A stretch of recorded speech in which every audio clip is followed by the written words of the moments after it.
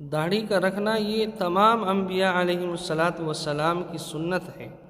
تمام انبیاء نے داڑھی رکھی ہے، اسی لیے اللہ کے نبی صلی اللہ علیہ وسلم نے اپنی امت کو اس کام کے کرنے کی ہدایت دی ہے کہ داڑھی کو رکھا جائے۔ حدیث شریف کے اندر آتا ہے، حضرت انس بن مالک رضی اللہ تعالیٰ عنہ فرماتے ہیں کہ اللہ کے نبی علیہ السلام نے ارشاد فرمایا کہ تم مونچھوں کو کٹواؤ اور داڑھی کو بڑھاؤ، اس سے مجوسیوں کی مخالفت ہوگی۔ تو داڑھی یہ اسلام کا شعار ہے، تمام انبیاء علیہم السلام کی سنت ہے۔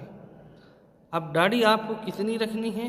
تو ایک مشت تک داڑھی کو بڑھانا یہ واجب ہے، اور اس سے کم کر دینا، چاہے خط رکھ لینا یا بالکل صاف ستھرا کر دینا، یہ اسلام کے اندر ناجائز ہے، اس طریقے کو پسند نہیں کیا گیا ہے۔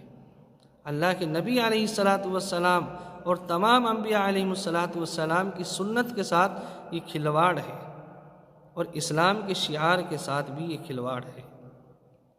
اب تو یہاں تک بھی دیکھا جاتا ہے کہ داڑھی کے اندر بھی لوگ فیشن کرا رہے ہیں، یہ طریقہ غلط ہے، اس طریقے کو اسلام کے اندر پسند نہیں کیا گیا ہے۔